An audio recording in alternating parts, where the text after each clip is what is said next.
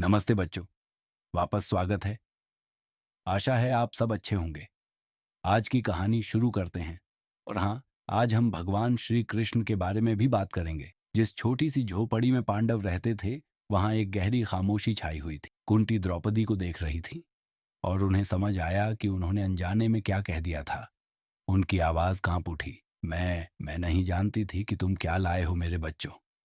मैंने देखे बिना ही बोल दिया। लेकिन उन पुराने समयों में माँ के मुंह से निकला हुआ शब्द बहुत पवित्र माना जाता था। उपस्थित अर्षियों ने कहा, जो वचन पवित्रता से कहा जाता है वही नियति बन जाता है। द्रौपदी का दिल जोर से धड़क रहा था। यह वह परिणाम नहीं था जिसकी उसने कल्पना की थी। वह तो अर्जुन के साथ आई थी और अब वह पांचों भाइयों की पत्नी बनने वाली थी। लेकिन द्रौपदी कोई साधारण स्त्री नहीं थी।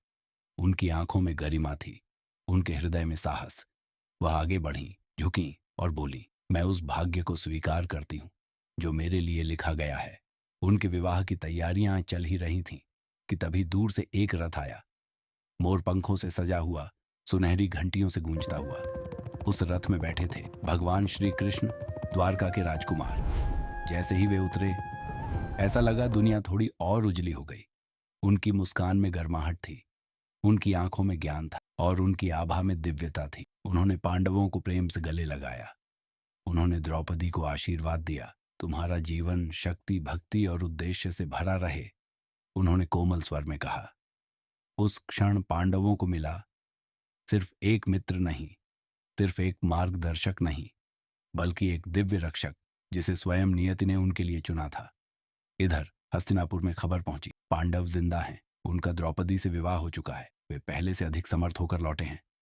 दुर्योधन का क्रोध महल को हिला देने वाला था। क्या वे बच गए और अब महान राजा उनका साथ दे रहे हैं? उसकी जलन आग की तरह भड़क उठी। शकुनी ने फुसफुसाकर कहा, यह हमारे लिए बेहद खतरनाक है।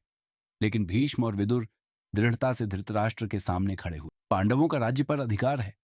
यदि आपने उन्हें उनका हिस्सा नहीं दिया तो विनाश निश्चित है। धृतराष्ट्र, जो आंखों से अंधे थे और मन से व्याकुल, जानते थे वे सही कह रहे हैं। युद्ध रोकने के लिए धृतराष्ट्र ने घोषणा की, राज्य को विभाजित किया जाए। कौरवों को हस्तिनापुर मिला और पांडवों को दी गई भूमि खांडव प्रस्थ, एक बंजर सूखी निर्जन जगह, कांटों से भरी झाड़ियां, जंगली जानवरों से घिरा और जहरीले सांपों से भरा हुआ।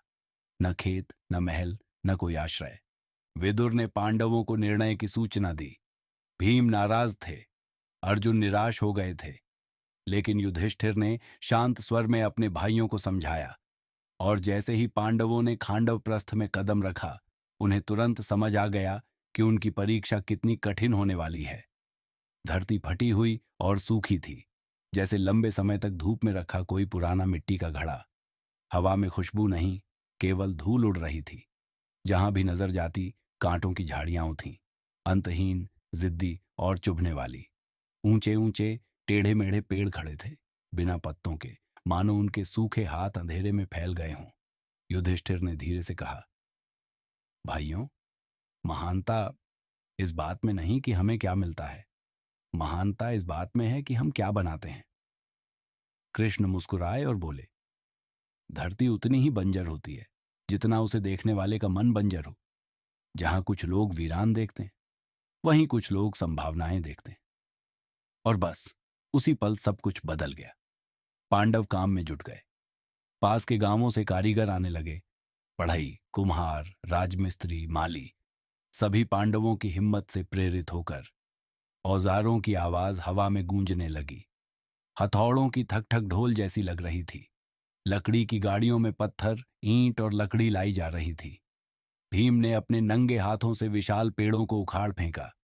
अर्जुन ने तीरों से रास्ते साफ किए, झाड़ियों को जलाकर भूमि को तैयार किया और पानी के बहाव को सही दिशा दी। नकुल ने डरे हुए जानवरों को शांत किया और सुरक्षित स्थानों पर पहुंचाया। सहदेव किसानों के साथ मिलकर मिट्टी को उपजाऊ बनाने लगे। कृष्ण उनके बीच चलते रहे, कभी ज्ञान देते, कभी हंसी बांटते और कभी थक चुके लोगों में नई ऊर्जा भर देते। सप्ताह बीत गए, महीने बीत गए। बंजर भूमि फिर से जीवित होने लगी। छोटी छोटी नदियां बनी, फिर तालाब, फिर हरे भरे बागान। जहां कभी धूल थी, अब हरे पत्ते उगाए। रंग बिरंगे फूल खिलने लगे, फलदार पेड़ हवा में लहराने लगे। और फिर महलों का निर्माण शुरू हुआ। संगमरमर के चमचमाते फर्श, सोने के ऊंचे स्तंभ, धूप में चमकते फव्वारे, सब मिलकर एक अद्भुत दृश्य बना रहे थे। कुंती यह परिवर्तन देखकर बहुत प्रसन्न हुई। उन्होंने नकुल और सहदेव के साथ मिलकर पौधे और फूल लगाए। लोग आश्चर्य से बोले, यह कैसा जादू है? रेगिस्तान स्वर्ग कैसे बन गया? पांडवों ने श्री कृष्ण के मार्गदर्शन में अथक परिश्रम से यह संभव किया था। वे गर्व से अपनी नई नगरी को देखते रहे। सभी ने श्री कृष्ण को धन्यवाद दिया। उन्होंने मुस्कुराकर उन्हें आशीर्वाद दिया। द्रौपदी की खुशी का ठिकाना नहीं था। अंत में खांडवप्रस्थ अब बंजर भूमि नहीं रहा, वह बन चुका था इंद्रप्रस्थ, पृथ्वी पर देवताओं जैसा नगर। एक ऐसा शहर जो इतना सुंदर, इतना उज्जवल और इतना जीवंत था कि देवता भी ऊपर से देखकर मुस्कुरा उठे। तो बच्चों, आज की कहानी से हम क्या सीखते हैं? जब साहस, एकता और बुद्धि साथ हो तो सबसे बंजर भूमि भी फूलों से भर सकती। महानता कभी दी नहीं जाती, महानता मेहनत और आशा से बनाई जाती है। मेहनत करते रहो, सपने देखते रहो और हंसते रहो। जय श्री कृष्ण। राधे राधे।